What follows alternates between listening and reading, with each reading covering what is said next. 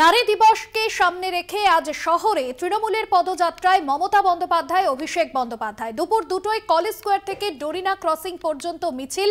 রবিবার ব্রিগেডের আগে পথে শাসক দলের সর্বোচ্চ দুই নেতা নেত্রী। আগামীকাল রয়েছে নারী দিবস, আর সেই নারী দিবসকে সামনে রেখে তৃণমূলের পদযাত্রা। নারীদের সম্মান জানাতে তৃণমূলের পদযাত্রা মিছিল, এবং সেই মিছিলে থাকছেন মমতা বন্দ্যোপাধ্যায়, অভিষেক বন্দ্যোপাধ্যায়। অন্যদিকে আর 3 দিন বাকি রয়েছে যে ব্রিগেড রয়েছে লোকসভা নির্বাচনের প্রাক্কালে, সেই ব্রিগেড ঘিরে যেরকম জেলায় জেলায় প্রস্তুতি ইতিমধ্যে শুরু হয়ে গিয়েছে।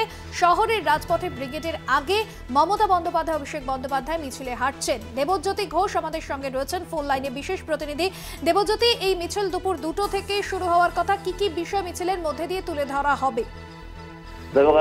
যেহেতু নারী দিবসের প্রাক্কালে তৃণমূল নেত্রী মমতা বন্দ্যোপাধ্যায় এবং তৃণমূল কংগ্রেসের সর্বভারতীয় সাধারণ সম্পাদক অভিষেক বন্দ্যোপাধ্যায় এই মিছিলে হাঁটবেন, এবং দেখো নারীদের সম্মান জানাতে এই পদযাত্রা কলেজ স্ট্রিট থেকে এই মিছিলটি দুপুর 2টোর সময় শুরু হবে এবং ডোরিনা ক্রসিং এ মিছিলটি শেষ হবে। দেখো সামনেই লোকসভা নির্বাচনের নির্ঘণ্ট যে কোনো সময় ঘোষণা হবে।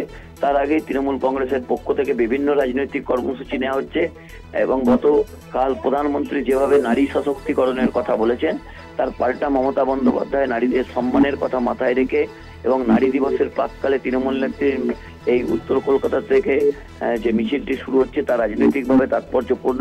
কারণ যে জায়গা থেকে মিছিলটি শুরু হচ্ছে সেখানে তাপস রায়ের একদা গড় ছিল, সেই জায়গাতে গতকাল তিনি ভারতীয় জনতা পার্টিতে যোগ দিয়েছেন, এবং তার বাড়ির সদূরেই কিন্তু এই মিছিলটি শুরু হবে, যা অত্যন্ত রাজনৈতিকভাবে তাৎপর্যপূর্ণ। কারণ মমতা বন্দ্যোপাধ্যায় নারীদের উন্নয়নের জন্য বেশ কিছু কর্মসূচি গ্রহণ করেছেন, এবং 9 মার্চ প্রতিদিন পালন করেন, এবং গত 12 তারিখ করা হয়েছিল। কিন্তু এবারে একেবারে নারী দিবসের একদিন আগে আজ মমতা বন্দ্যোপাধ্যায় পথে নামছেন, যা অত্যন্ত রাজনৈতিকভাবে তাৎপর্যপূর্ণ।